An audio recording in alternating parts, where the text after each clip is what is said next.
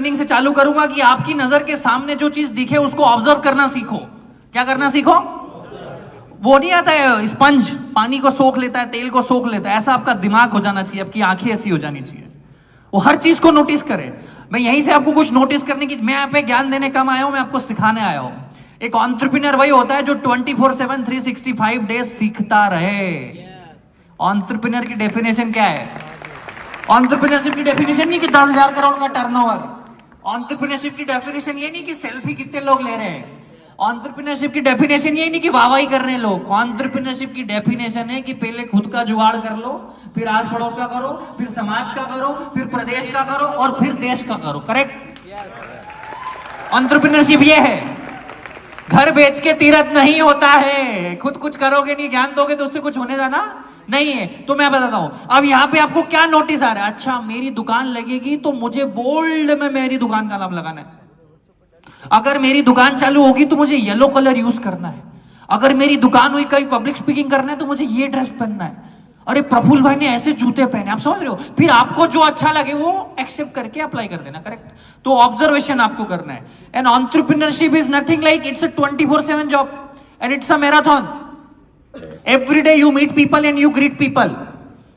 तो ऐसे ही मैंने भी अपनी जिंदगी चालू करी, सीखता रहा, बताता रहा। पिताजी के साथ बैठता था, पिताजी के दोस्त आते थे, वो बड़ी बड़ी बातें करते थे, मेरे बिजनेस में ये हो गया, मेरे घर में ये हो गया, मेरी इतनी कुंटल सोयाबीन पकी, इतने गेहूं पके। तो मैं उन कॉन्वर्सेशन का हिस्सा बनने लगा। तो मेरी उम्र के जो लोग बातें करते थे कि वो पिक्चर देखने चले, वो वहां चले, वो सारी चीजें खत्म हुई। तो धीरे धीरे सुपड़ा लग गया।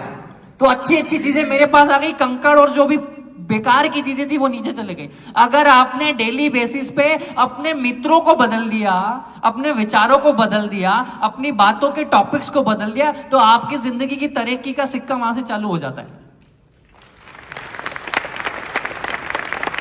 तो ये धीरे धीरे चालू करने किया।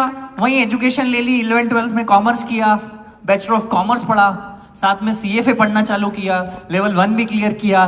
फिर बीकॉम के सेकंड ईयर के बाद घबराहट चालू हो गई। बहुत सारे लोग स्टूडेंट होंगे ना यहाँ पे, कितने लोग स्टूडेंट है? हाथ खड़े करो तो जरा। बहुत सारे लोग हैं यार। तो इनको BCom first year second year तो समझ नहीं आती, पर थर्ड ईयर सेकंड ईयर में पता चलता है जिंदगी में कुछ करना पड़ेगा। पिताजी से कब तक पैसे मांगे? होता है कि नहीं होता है? डर लगता है ना, घबराहट होती है ना कि पापा से अब अगली बार पैसा किस चीज के लिए मांगेंगे? जूतों के लिए मांग लिया, जीन्स के लिए मांग लिया, टी शर्ट के लिए मांग लिया, पार्टी के लिए मांग लिया, पर आगे क्या? काम तो करना पड़ेगा। तो वही बीकॉम के सेकंड ईयर में घबराहट चालू हो गई कि आगे क्या। तो भाई मास्टर डिग्री एक ऐसी डिग्री है जो आपकी जिंदगी के, मतलब मेजरली इंडियंस की 80-85%, 90% लोगों की आखिरी डिग्री होती है और उसी के भरोसे उनका जिंदगी टिका होता है। करेक्ट? कि MBA कर लूंगा तो नौकरी लग जाएगी, MBA कर लूंगा तो ये हो जाएगा, पर होता नहीं है, ये हमको पता है। होता है क्या? होता है क्या? नहीं होता है ना। तो ये रियलाइजेशन कब हुआ? जब उम्र से ज्यादा उम्र के लोगों से दोस्ती करी तो ये अंडरस्टैंडिंग जल्दी आ गई। तो मेरे को पता चल गया कि कुछ होगा नहीं, फिर भी कोशिश करी। कैट जीमेट की 2 साल प्रिपरेशन करी, 82-83 परसेंटाइल तक गए। पर भैया बड़े बड़े जो कॉलेज है उनमें तो 95 परसेंटाइल चाहिए, 98 परसेंटाइल चाहिए। तो क्या करे बाकी जिसके नहीं आए? मर जाए? ऐसा थोड़ी हो सकता। तो घूमना चालू कर दिया भारत। 19 साल की उम्र का था, ट्रकों में, बसों में हाथ देके भारत घूमना चालू कर दिया। बहुत अच्छा लगा घूमना, लोगों से मिलता था, क्या खाते हैं, क्या पीते हैं, आपका नाम क्या है, आपके पिताजी क्या करते हैं, मामा जी क्या करते हैं, काय का धंधा है, व्यापार कैसे करते हैं, ऐसे सवाल पूछने लग गए। तो क्या दूसरी सीख है यहाँ पे? कि सवाल पूछना चालू करो। आज के बच्चों को देखता हूं, रिश्तेदार आते तो भाग जाते हैं घर में से। कोई मिलने आता है तो अरे क्या करूंगा इससे बात करके, मेरा क्या फायदा? अगर हर चीज में फायदा देखने लग गए मतलब आपका विनाश चालू हो गया है। हर चीज में फायदा अगर देखने लग गए हो कि इससे मिलके क्या मिलेगा, ये मेरे को कोई पैसे थोड़ी दे रहा, ये मेरे फॉलोअर थोड़ी बढ़ा रहा, ये मेरी जिंदगी में कुछ कर थोड़ी रहा, मेरे को क्या फायदा, मेरे को क्या फायदा, मेरे को क्या फायदा के चक्कर में सबसे बड़ा नुकसान हो रहा है जिंदगी में। ये फिल्ट्रेशन का बात है कि अब ज्यादा से ज्यादा लोगों को मिलते और फिर अच्छा इससे अगली बार नहीं मिलूंगा, पहली बार तो मिलो तब तो पता चलेगा। तो ये करना चालू किया, अहमदाबाद चले गया, हैदराबाद घुमा, चेन्नई घुमा, चंडीगढ़ घुमा, गुड़गांव घुमा। 19 साल की उम्र की बात कर रहा हूं मैं, 19-20 की उम्र का था मैं तब। तो अहमदाबाद अच्छा लगा मुझे, वहीं रुक गया मैं 1.5-2 महीना। एक फेसबुक पे फ्रेंड बना था, हम तो गांव किसानों में बड़े बड़े, तो वहां पे कोई बड़े उम्र के दोस्त भी नहीं थे, मतलब बड़े पैसे वाले कोई दोस्त भी नहीं थे हमारे गांव में। तो एक फेसबुक पे फ्रेंड बना, तो उससे मैंने उसकी पल्सर गाड़ी ले ली और फिर पूरा अहमदाबाद घुमा 1.5-2 महीने। बहुत मजा आया घूम के। अरे व्यापारिक क्षेत्र है, हम किसान के बेटे हैं, वहां पे व्यापार करते हैं, मेरे जैसे लोग मिले जो कुछ करने वाले स्पिरिट वाले लोग थे। तो 1.5 महीने के बाद समझ आया कि आप क्या पेट्रोल तो जला लिया 4-5 हज़ार का, काम तो करना पड़ेगा ना। तो मैकडॉनल्ड्स में गया, 4 मैकडॉनल्ड्स में गया, 4 मैकडॉनल्ड्स में गया कि मैं बीकॉम पास हूं, मैं ये करता हूं। तो वो मैनेजर भैया ने नौकरी नहीं दी। उसको ऐसा लगा कि कल को ये प्रमोट हो जाएगा क्योंकि वेल एजुकेटेड और मेरी नौकरी खा जाएगा। तो 5वें मैकडॉनल्ड्स में जाके बोला, सर मैं 10वीं पास हूं, मेरे को नौकरी दे दो। कभी कभी झूठ बोलना भी पड़ता है। तो उनने नौकरी दे दी, 37 रुपए घंटे में वेटर की नौकरी करी 5 महीने मैकडॉनल्ड्स में। क्यों मैकडॉनल्ड्स में करी? एक ही रीजन था कि अमेरिकन क्या करते हैं। जेफ बेजोस ने भी वहां भी नौकरी करी। तो यहां पे क्या सीख है? अगर जिंदगी में समझ नहीं आ रहा है कि क्या करे, तो ये समझ लो कि जो जिस आदमी को आप सक्सेसफुल समझते हो ना, उसकी आदतों को कॉपी पेस्ट भी कर लोगे ना, कहीं तो कहीं पहुंच ही जाओगे। अगर जिंदगी में आप कंफ्यूज हो, आपको लग रहा है कि क्या करूं, तो किसी को तो अपना आदर्श मानते होंगे ना, किसी को तो अपना आदर्श मानते होंगे। विवेक सर को मानते होंगे कि मैं सक्सेसफुल मानते होंगे, मानते हो कि नहीं मानते हो? अपने आस पड़ोसी वाले किसी माहेश्वरी अंकल को सक्सेसफुल मानते होंगे ना, किसी जैन अंकल को सक्सेसफुल मानते होंगे ना, किसी शर्मा अंकल को सक्सेसफुल मानते हो ना। वो जैसा खाता है वैसा खाओ आज से, वो जैसे कपड़े पहने वैसे कपड़े पहनो, वो जैसा चले ऐसा चलो, वो जैसा हाथ मिले ऐसा हाथ मिलाओ, वो जिन लोगों से मिले वहां तुम बैठो। अपने आप 90% सक्सेस तुम्हारी आ गई भैया। तुम ऐसे कोई माया जाल में हो कि कोई ऐसी जादू की छड़ी मिले, विवेक सर का 6 घंटे का सेशन ज्वाइन कर ले तो सक्सेसफुल होंगे, तो तुम भैया गलत जगह बैठे हो। समझ देर से आएगी मेरे को लगता है। जिंदगी में कॉपी पेस्ट करना भी चालू करोगे कोई बुरी बात नहीं।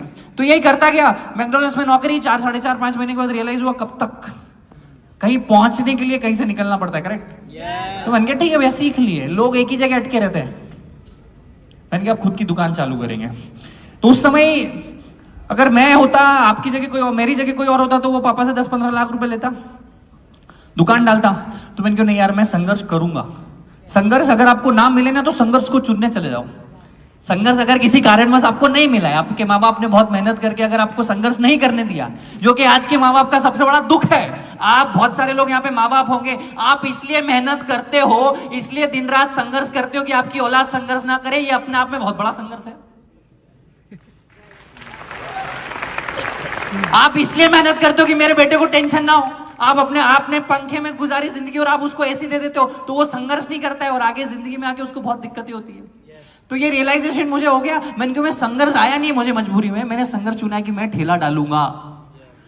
क्योंकि मैं हमेशा बोलता हूं dream big, dream start small, act now. बहुत बड़ा सोचो, सोचो हाथी खाना है, सोचो हाथी खाना है, बोलो हाथी खाना है, हाथी खाएंगे, हाथी हाथी। आप कैसे खाएंगे? 1000 टुकड़ों में पहले काटेंगे उसको, फाड़ फाड़ फाड़ फाड़ फाड़ फाड़ फाड़ फाड़ फाड़, एक एक टुकड़ा रोज खाएंगे। जल्दी किसको है? जल्दी है क्या? हाथी भी खाना है और जल्दी भी खाना है, ये दोनों एक साथ नहीं चलेगा। तो सोचा ड्रीम बिग स्टार्ट स्मॉल, एक ना ठेला चालू कर दिया। खुद ने चाय का ठेला चलाया, खुद ने चाय बेची, खुद ने बर्तन मांजे, सब कुछ खुद किया, संघर्ष किया और 2 साल चाय बनाई।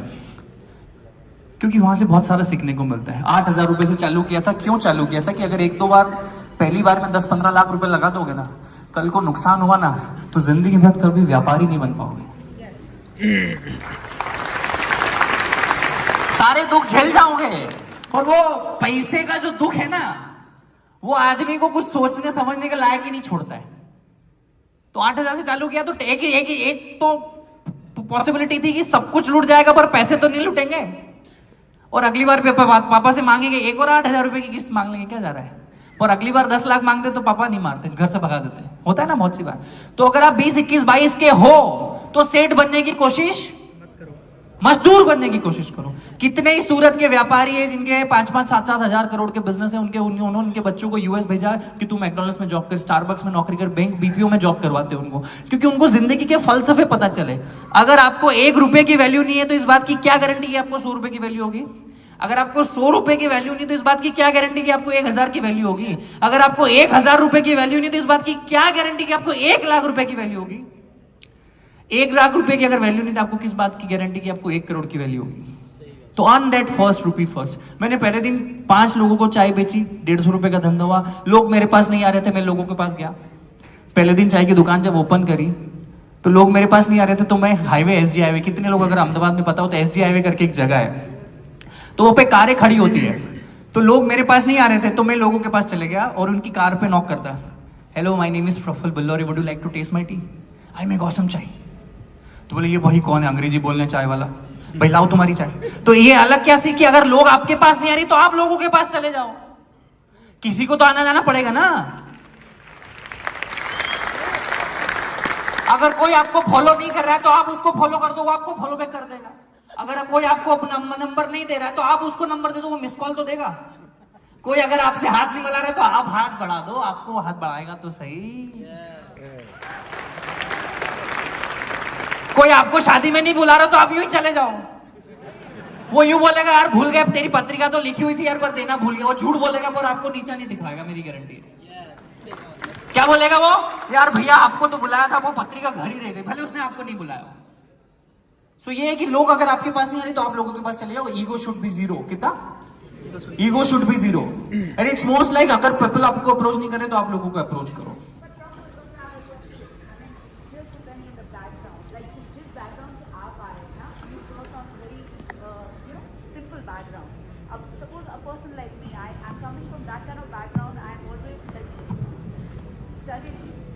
वो मैं वही बोल रहा हूं ना कि हम लोग बैकग्राउंड से फर्क नहीं पड़ता है। कर्मण्येवाधिकारस्ते मा फले सुखदाचन।